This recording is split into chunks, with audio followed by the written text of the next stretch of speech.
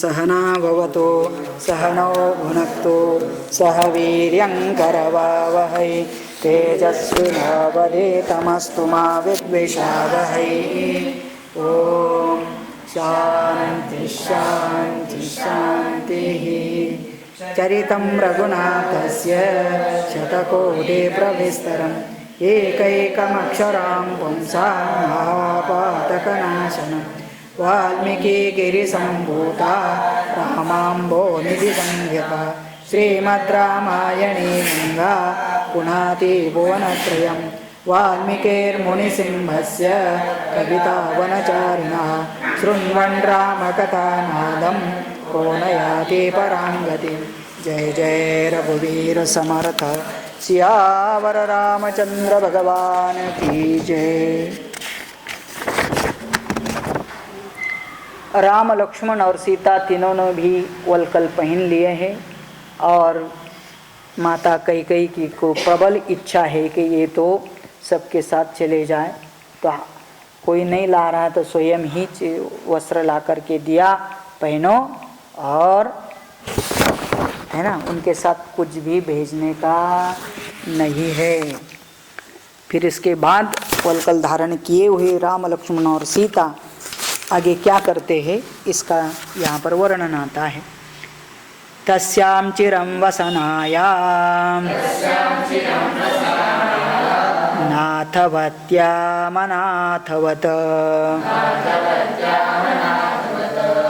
चक्रुकोशजनः servo त्वां दशरथं त्विति। तस्यां चिरं वसनायां नाथवत्याम अनाथवत। आज सीता की हालत क्या हो गई, तो नाथवान माता पिता भी है, पति है, सास ससुर है, सब होते हुए भी आज उसकी हालत है अनाथवत, क्योंकि जो कपड़ा पहना है उससे ही पता चलता। इसलिए यहाँ पर भी आश्रम में लोग ऐसे ही करते ही रखता है कि आश्रम में सब अनाथ है और इसलिए इनको नया कपड़ा नहीं चलता है, सब पुराना कपड़ा ही देने का लोग सोचते हैं। तो इसका मतलब अनाथ होने से ऐसे स्थिति में रहना पड़ता है। आज सीता का ये रूप देख करके चक्रोश जना सर्वोधिक त्वाम दशरथम तु इति। अरे राजा दशरथ ससुर के सामने राजा होते हुए उनके सामने उनकी बहू ऐसे अनाथ के जैसे आज दिख रही है। धिक्कार हो राजा दशरथ को, ऐसे पास खड़े हुए लोगों ने बोला। तेन तत्र प्रमादेन दुःखितः स महीपतिः चिच्छेद जीविते श्रद्धा धर्मे यशसि चात्मनः। तेन तत्र प्रणाद एन दुःखितः सः महामति। अभी राजा भी ये जानता है कि मेरे सामने ये सब कुछ हो रहा है, मेरा लायक पुत्र भी इस प्रकार से वन जा रहा है, मेरी बहू सुकुमारी उसको भी इस प्रकार के वस्त्र थे, इसलिए वो भी बहुत दुखित है। चिच्छेद जीविते श्रद्धाम धर्मे यशसि चात्मनः। और इसलिए राजा दशरथ अपने जीवन में धर्म यश की उत्कट इच्छा का भी अभी त्याग करने जा रहे, कि मतलब उनको धीरे धीरे ना जीने की इच्छा हो रही है, ना किसी धर्म के ऊपर विश्वास हो रहा है। सनिश्च स्वनिश्वस्योष्णवक्षम् ईक्ष्वाकस्तां भार्यमिदमब्रवीत् कैकेयी कुशचार्येण चिरेण न सीता गन्तुमर्हति। सह निश्वस्य औष्ण्यम, बड़ा दीर्घ श्वास, और जब दीर्घ श्वास लेते तो गर्म भाप ही होती है, तो ऐसे गर्म श्वास लेते हुए भार्याम इदम अब्रवीत, पास में खड़ी हुई उस अपनी भार्या कैकेयी को कहते हैं, हे कुशचिरेण न सीतया गंतुमर्हति। हे कैकेयी, सीता इस प्रकार का वल्क धारण पहन करके वन में जाने के योग्य नहीं है, लेकिन तुमने उसको भेजने का मतलब तुमने उसको इस प्रकार के वस्त्र पहन करके विदा कर रही हो। सुकुमारी च बाला च सततं च सुकोचिता नेयं वनस्य योग्येति सत्यमाह गुरुर्मम। कैसी है सीता? सुकुमारी बाला च, वो तो बहुत कुमारी है, अभी अभी शादी हुआ है। बाला है मतलब बहुत यंग है। सततम सुख उचिता, अभी तक अपने माँ बाप के घर में और यहाँ पर भी उचित सुख ही भोगे है उसने। न इयम वनस्य योग्या इति, वह वन जाने के लिए योग्य नहीं है। और गुरु जी ने भी मतलब वशिष्ठ जी ने भी सही कहा, गुरु मम सत्यम आह। गुरु वशिष्ठ जी भी कहते हैं कि ये बिल्कुल सही है। इस वर के रूप में जो भी राजा ने कैकेयी को दिया और कैकेयी ने जो कुछ मांगा है उसमें सीता का कोई दोष नहीं है। सीता के लिए भी कुछ कहा भी नहीं गया है। यम हि कस्यापि करोति किंचित तपस्विनी राजवरस्य पुत्री या चिरमासाद्य जनस्य मध्ये स्थिता विसंज्ञाश्रमणीव काचित्। इयं हि कस्यापि करोति किंचित, इसने किसका क्या बिगाड़ा है? वो तो स्वयं तपस्विनी राजवरस्य पुत्री, तपस्वी राजा जनक की यह सुकन्या है। या चिरमासाद्य जनस्य मध्य, आज सभी लोगों के बीच में खड़े हुए इस प्रकार के वस्त्र धारण करने से स्थिता विसज्ञाम श्रमणीम एव काचित, लगता है कि कैसे कोई भिक्षुकी आते हैं जिनके पास ना ठीक तरह से कपड़े हैं पहनने के लिए, ना खाने के लिए कुछ है, और वो जब किसी लोगों के बीच में आकर के भीख मांगते हैं तो फिर वो बहुत विचित्र जैसे दिखते हैं। आज ऐसी परिस्थिति हमारे सीता की हो रही है। चिरान्यपासाद्य जनकस्य कन्या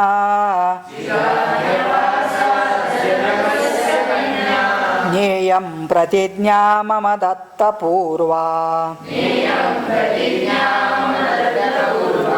यथा सुखं गच्छतु राजपुत्री वनं समग्रासः सर्वरत्नैः।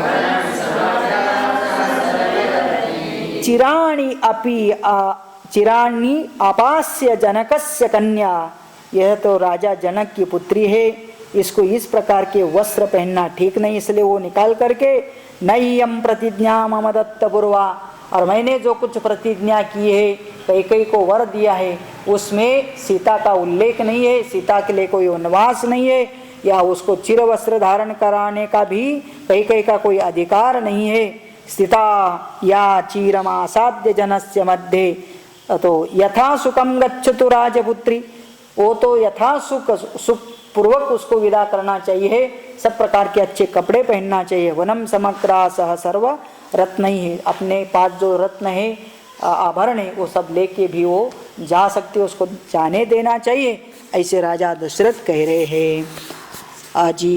आजीवनाहर्येण मया नृशंसा कृता प्रतिज्ञा नियमेन तावत् त्वया हि बाल्यात् प्रतिपन्नमेतत्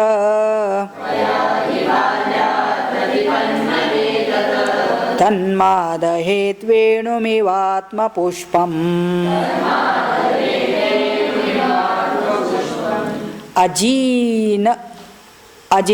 अजीवनार्येण मया नृशंसा, तो मैंने तेरे वचनों को बांध करके मैंने क्या किया, मैं तो जीवित रहने योग्य भी नहीं है करके राजा दशरथ कह रहे हैं। और कृता प्रतिज्ञा नियमेन तावत, जो भी मैंने प्रतिज्ञा किया अपने पुत्र को वनवास देने का, लेकिन सीता ने क्या किया है, त्वया हि बाल्यात् प्रतिपन्नमेतत् तन्मादहेत वेणुमिव आत्मपुष्पम। अपनी ही प्रतिज्ञा अपने को कैसे जलन कर रही है, मतलब दाह कर रही है। जैसे कि कहते हैं, मतलब उदाहरण दिया वाल्मीकि जी ने, वेणु, वेणु का मतलब बांस के पेड़ को भी फूल लगता है, लेकिन वो उसी के हीट के कारण जल जाता है। ऐसा आज मेरे ही दिए हुए वचन के द्वारा मैं स्वयं ही इसमें जल के खाक हो रहा हूँ। रामेण यदि ते पापे किंचित कृतमशोभनम् अपकारक इह ते वैदेह्या दर्शितो धमे। हे पापे, राजा को तो गुस्सा आया, गुस्सा के भी क्या करेगा, लेकिन बोल रहा है अपने प्रिय पत्नी कैकेयी को, हे पापे रामेण यदि ते किंचित कृतम अशोभनम, राम ने कोई गलती किया होगा तो उसका तो उसको सजा दे रही है, उसको वन में भेजने का कोई बात नहीं है, उसका गलती का वो भोगेगा। लेकिन अपकारः कायते वैदेह्याः दर्शितः, लेकिन वैदेही ने तेरा क्या अपराध किया है, वो तो अभी अभी आई है, तेरा साथ उसका कोई संबंध नहीं है, उसने तेरा क्या बिगाड़ा है जिससे कि आज उसको भी इस वस्त्र में जाना पड़ रहा है। मृगी वोत्फुल्ल नयना, मृगी वुत्फुल्ल नयना मृदुशीला मनस्विनी अपकारं कमीवते करोति जनकात्मजा। आज बिचारी के नयन कैसे है, मृगी व उत्फुल्ल नयना मृदुशीला मनस्विनी, वो तो बहुत मृदु है, मृदु स्वभाव की है, मृग के जैसे उसके नयन है, मनस्विनी है, कोमल है। अपकारम कमीवते करोति, ऐसी मृदु स्त्री तेरा क्या अपकार कर सकती है, ऐसे कैकेयी से बोल रहे हैं राजा दशरथ।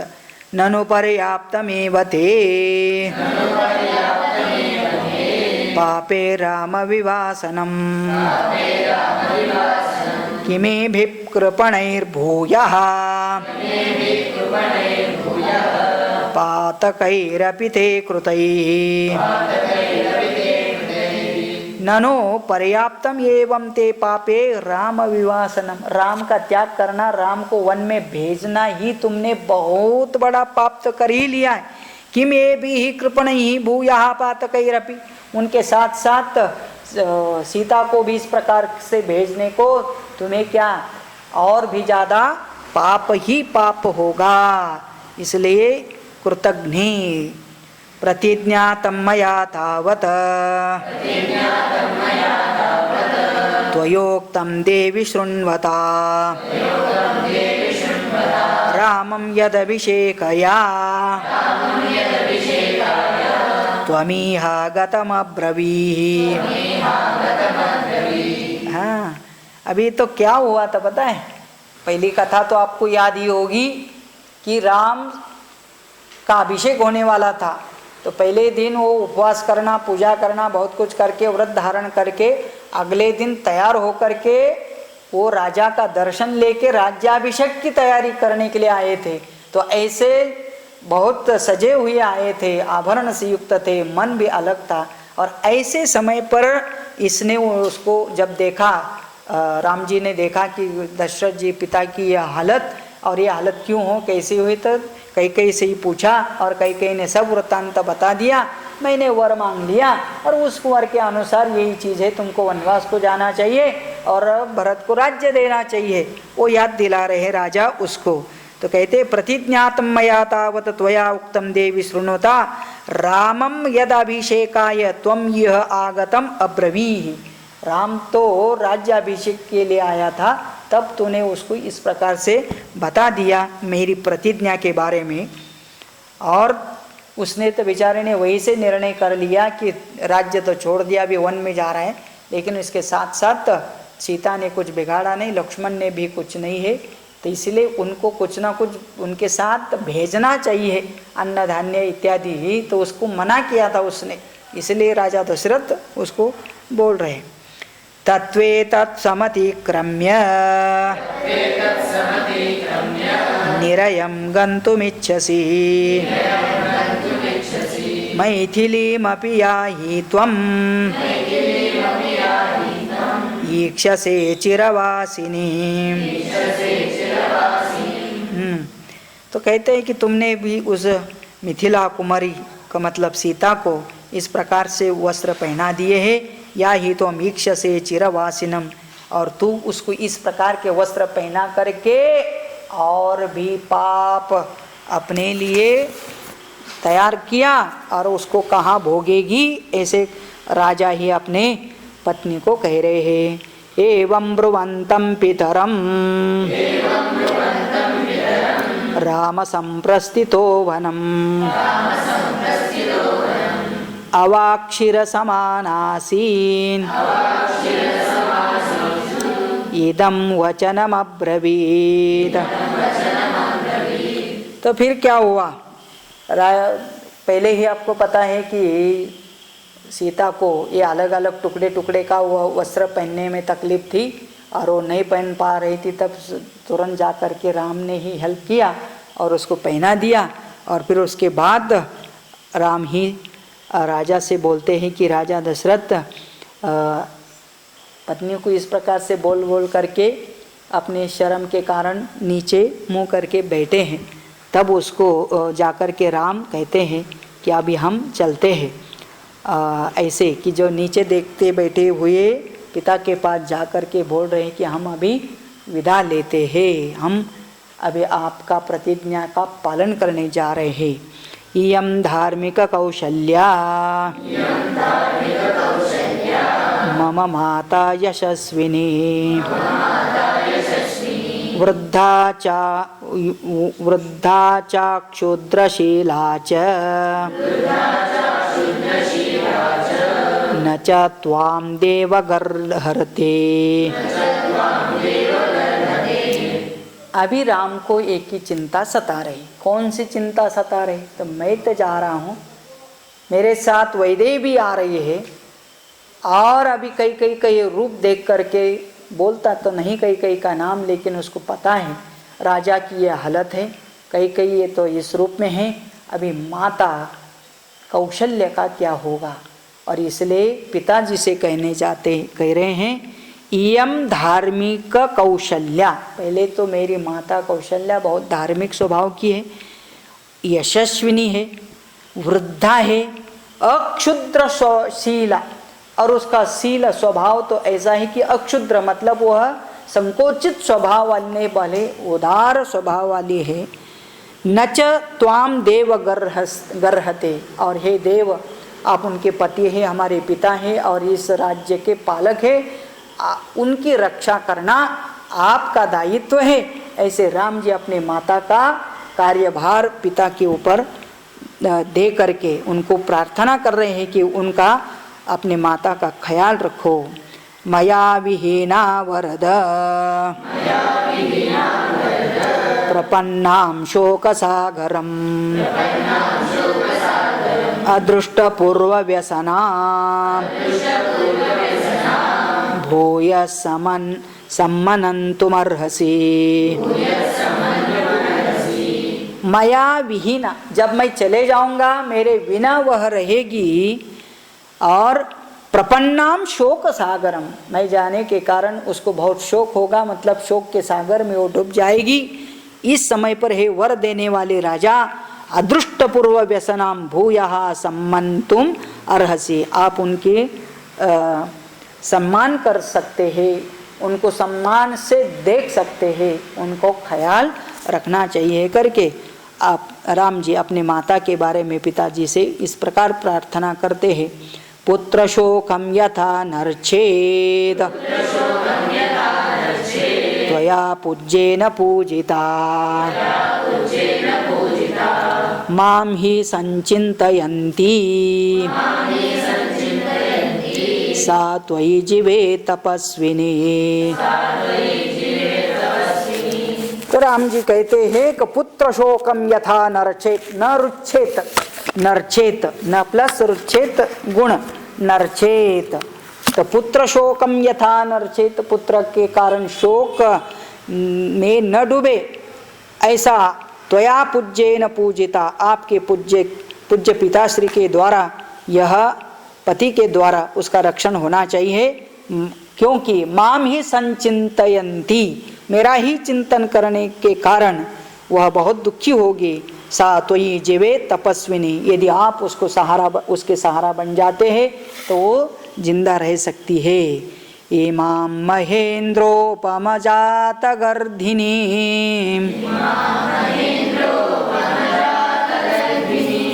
तथा विधातुं जननी महारसी,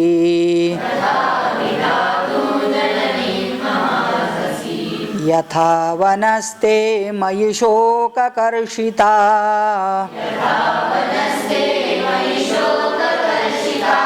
न जीवितं न्यस्य यमक्षयं व्रजेत्। इमां महेन्द्रोपम जातगर्धिनीं, तो यह तेजस्वी महाराज आप इंद्र के समान हो, निरंतर अपने से बिछुड़े बेटे के कारण मेरी माता बहुत शोक में डूबेगी। तथा विधातुम जननी मम अर्हसि, ऐसे मेरे जननी माता को आप शोक सागर से उनको बचा सकते हैं। यथा वनस्ते मयि शोककर्षिता, वो बार बार चिंतन करेगी कि आज मेरा बेटा जंगल में क्या करता होगा, खाना पीने के लिए मिलता है या नहीं। सामान्यतया हॉस्टल में बच्चे को भेज जाते हैं तो माँ बार बार पूछते हैं, फ़ोन आता है तो सबसे पहले बेटा खा लिया, सब कुछ अच्छा मिलता है, आश्रम वाले ठीक खिलाते हैं या पुराना गिराना खिलाते हैं। उनको पता नहीं यहाँ पर खा खा के मस्ती आ गई है करके हर दिन स्वीट मिलता है, लेकिन उनकी चिंता होती है। ऐसे राम जी भी अपने माता के बारे में सोचते हैं कि माता को लगेगा, क्योंकि वो तो वन में जा रहे, वो तो कोई हॉस्टल नहीं जा रहे, या तो वहाँ कोई फार्म हाउस में नहीं जा रहे, तो मतलब क्या है, तो स्वाभाविक है तो माता कौशल्य को चिंता होगी कि वन में जाने वाले मेरे बच्चे का क्या होगा। न जीवितम न्यस्य यम अक्षयम व्रजेत, वो तो ये भी हो सकता है कि वो जीने की भी इच्छा न करे, इसलिए उसका रक्षण करना है पिताजी आपका कर्तव्य है। और यही भार आपके ऊपर छोड़ करके मैं सुख से वन जा रहा हूँ। ओम इत्यार्षे श्रीमद् रामायणे वाल्मीकि आदि काव्ये अयोध्याकाण्डे 38 सर्गः। ओम पूर्णमदः पूर्णमिदं पूर्णात् पूर्णमुदच्यते पूर्णस्य पूर्णमादाय पूर्णमेवावशिष्यते। ओम शांति शांति शांति। जय जय रघुवीर समर्थ सियावर रामचंद्र भगवान